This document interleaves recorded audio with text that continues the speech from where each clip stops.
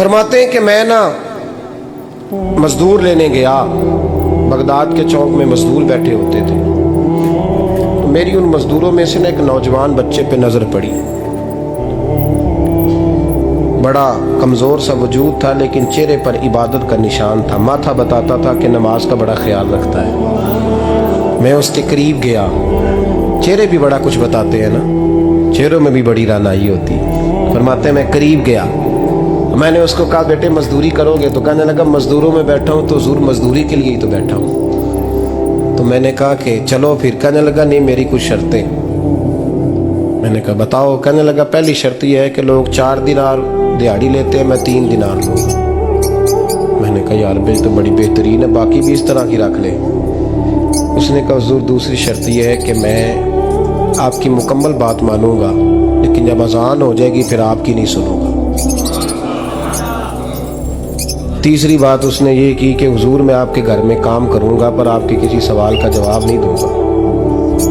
کہتے میں نے کہا یار تو بڑا عجیب ہے، شرطیں تو مالکوں کی ہوتی ہیں۔ کہنے لگا جی بہرحال میں شرطیں لگا کے جاتا ہوں۔ فرماتے ہیں میں اسے گھر لے آیا، کام میں نے اس کو بتایا تو جو کام مزدور سارے دن میں کرتا ہے نا اس نے 2 گھنٹے میں ہی کر دیا۔ ہمارے مزدور سگریٹ پینے میں بھی تو آدھا گھنٹہ لگاتے ہیں، وہ چائے پینے جائیں تو پونا گھنٹہ وہاں۔ ان کو بھی تو دیانتداری کرنی چاہیے کہ نہیں کرنی چاہیے؟ نے معاہدہ کیا ہے نا جی تو پورا اترنا چاہیے نا۔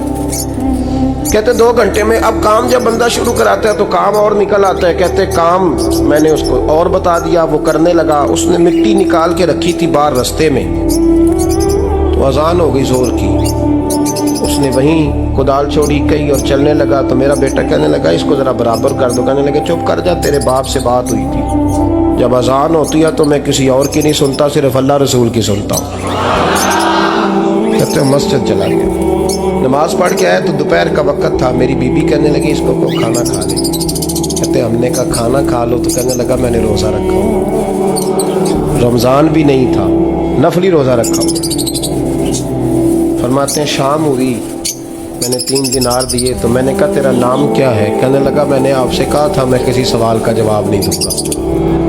تو وہ چلا گیا۔ اگلے دن میں پھر لینے گیا اسے، کام کچھ اور نکل آئے تو لوگوں نے بتایا وہ صرف ہفتے والے دن آتا ہے۔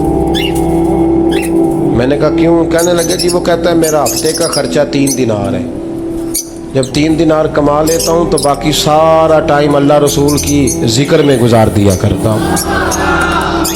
فرماتے ہیں جی اگلے ہفتے میں پھر لینے گیا، میں نے پورا ہفتہ انتظار کیا کہ کام اسی سے کرانا ہے۔ میں جب گیا تو میں نے کہا چلو، کہنے لگا میری شرطیں یاد ہے نا؟ اور میں نے کہا یاد ہے بھائی ساتھ چل۔ فرماتے ہیں کام کرایا، 2-3 ہفتے وہ آتا رہا۔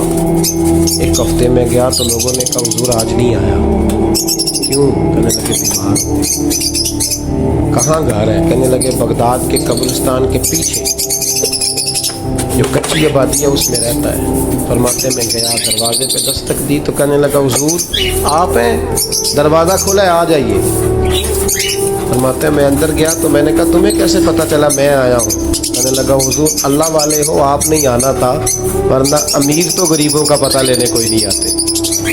کہتے میں قریب گیا تو کہنے لگا میں آپ کا انتظار کر رہا، تیز بخار ہے، تپ رہا۔ جیب سے کچھ پیسے نکالے، کہنے لگا یہ پیسے رکھ لیں۔ ایک انگوٹھی نکالی، کہنے لگا حضور آج رات کو میرا انتقال ہو جائے، ان پیسوں کا کفن خرید کے صبح جنازہ پڑھ کے مجھے دفن کر دے، اور جب دفن کرو تو یہ انگوٹھی لے کے عصر کے بعد ہارون رشید کے پاس جانا،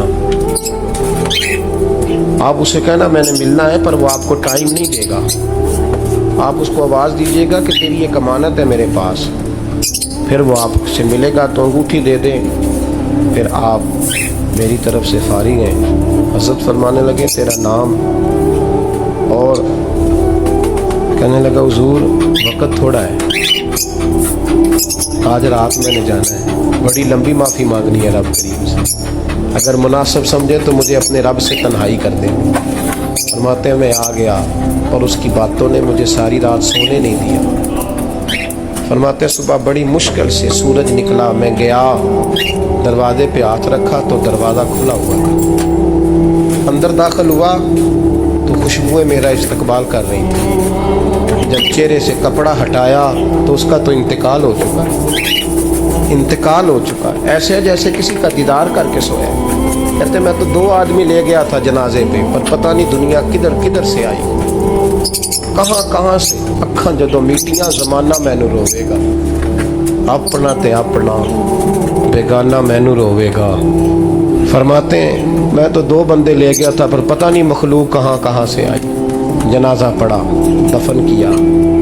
हारून रशीद के पास में असर के बाद गया, मैंने बुलाना चाहा पर बादशाह था, मेरी तरफ देखा ही नहीं। मैंने उसको कहा तेरी ये अमानत मेरे पास है। फरमाते हैं वो मुझे कोने पे ले गया, क्या बात है, कमरे में बुलाया, मैंने अंगूठी दी। हारून रशीद तो चीखे मारने लगा, कहने लगा अंगूठी वाला कहाँ है? मैंने कहा वो तो इंतकाल कर गया। कहने लगा मुझे कब्र पे ले जा। कहते मैं कब्र पे लाया तो वो लेट गया, तड़प के रोने लगा। मैंने कहा मेरा कलेजा फट जाएगा, ना उसने कुछ बताया ना तूने बताया, ये कौन था?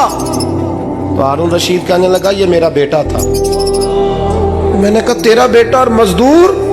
कहने लगा हुजूर ये हजरत दाऊद ताई के पास बैठा करता था, उनका मुरीद था, मुझे रोज कहता था अब्बा तूने बड़ी दुनिया इकट्ठी कर ली है, मरते वक्त तुझसे टांगे समेटी नहीं जाएंगी, इतना हिसाब नहीं तू दे सकेगा। मैं इसको समझा देता, इसकी अम्मा समझा देती। ये रोज हमें कहता छोड़ दो, आ जाओ अल्लाह रसूल की बारगाह में झुक जाएं। हम समझ। एक दिन ये चला गया, कहने लगा फिर तुम्हारा रास्ता और है और मेरा रास्ता और है। ये सोने की अंगूठी गलती से इसके पास रह गई, गलती से हीरे की अंगूठी चली गई। कहने लगा देखो मेरे बेटे ने आज वो भी वापस कर दी है। फिर तड़प के कहने लगा हारून रशीद था तो ये मेरा बेटा, पर मेरा मुर्शद निकला, मेरा पीर निकला। भाई जिंदगी तो बड़ी थोड़ी है ना। बाबा साहब ने कहा था उठ फरीदा सुते आहो, और दाढ़ी आ गया ही पूर, अग्गा नेड़े आ गया ही, पिछा रह गया ही दूर।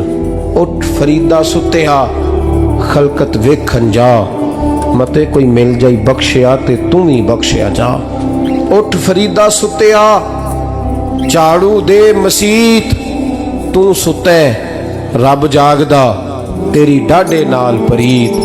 मेरा रब हमें भी अपनी बारगाह में कबूल फरमा। हजरत बायजीद बुस्तामी कहते हैं कि मैंने अपनी माँ के आगे हाथ जोड़े, मैंने कहा अम्मी तुझे राजी करूं या रब को राजी करूं? तू अपने हक मुझे माफ कर दे, अल्लाह को मैं राजी कर देता हूँ। माँ ने कहा जाओ पुत्र मैं इजाजत देती हूँ। गए जंगलों में जिक्र व फिक्र में लगे रहे, तन्हाई में उसको याद करते रहे, दिन रात जिक्र के चिराग रोशन रखे। 12 साल गुजर गए हक की तलाश में। एक दिन वापस बुस्ताम के करीब से गुजर रहे थे, ख्याल आया चलते चलते माँ को सलाम कर दूं। दरवाजे को दस्तक देने लगे तो इस ख्याल ने हाथ रोक लिया कि सारी जिंदगी माँ को सुख तो दिया कोई नहीं, अब दुख भी क्यों देने लगे। रात का एक पहर बीत गया है, सर्दियों की लंबी रात है, माँ बिस्तर में लेटी होगी, तेरे लिए उठेगी, दरवाज़ा खोलेगी। दरवाजे के साथ ही लग के बैठ गए और सारी रात काट दी इस ख्याल से कि माँ को तकलीफ ना हो। जब सहरी का वक्त हुआ तो अंदर से जो नाली आती थी उस नाली से पानी आया। समझ गए मेरी माँ तहज्जुद के लिए उठी है और वजू का पानी है, तो फौरन दरवाजे पे दस्तक दी। अंदर से आवाज आई बेटा बायजीद में अभी आई। माएँ बेटों के दस्तक के अंदाज से जान लेती हैं ये किस बेटे के हाथों का लमस है। 12 साल के बाद आए, दस्तक दी, कहा बेटा बायजीद में अभी आई। माँ की तो निगाहें ही दरवाजे पे रहती हैं। अल्लाह अकबर। कहते हैं कि माँ ने दरवाज़ा खोला, 12 साल जंगलों की खाक छानते बीत गई थी। परागंदा सूरत, बिखरे हुए बाल, फटे हुए कपड़े। मेरी माँ की जब निगाह मेरे पे पड़ी तो उसकी चश्मान से मोटे मोटे आंसू टपकने लगे और उसने ऐसे हाथ फैला के कहा मालिक मेरा बेटा बायजीद तेरी तलब में निकला था, तूने अभी तक इसे अपना कुर्ब नहीं दिया।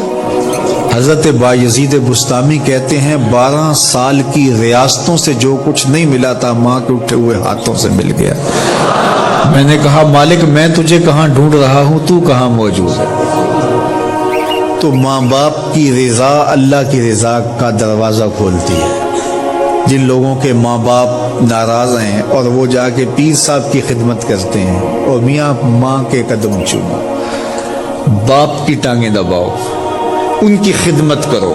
تمہارے پہلے مرشد وہ ہیں, ان کو راضی کرو, پھر کسی شیخ کامل کی صحبت میں آنا. دیکھو کیسے دل کی بند کھڑکیاں کھلتی ہیں. ایک مرشد تو ناراض کر رہا ہے اور دوسرے مرشد سے تمہیں کیا ملے گا؟ تو راستہ یہیں سے کھلے گا. والدین کو کبھی ناراض نہ کرو, والدین کو کبھی دکھ نہ دو, والدین کو کبھی تکلیف نہ پہنچاؤ. اعلیٰ حضرت میں غم تازہ کرنے کے لیے کربلا بیان کرنا حرام ہے, اور آل بیت کی مظلومیت بیان کرنا کہ وہ کر کچھ نہیں سکتے تھے, یہ اس طرح بیان کرنا آل بیت کی شان, یہ بھی حرام ہے.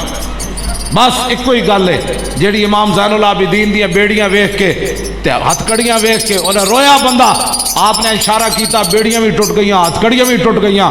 آپ فرمایا اون نہ کر, قوت ہوندیاں زور نہیں لایا, بیٹھے من رضائی. بس میاں صاحب دا شعر پوری کربلا دا خلاصہ ہے. قوت ہوندیاں کیوں جی کی خیال.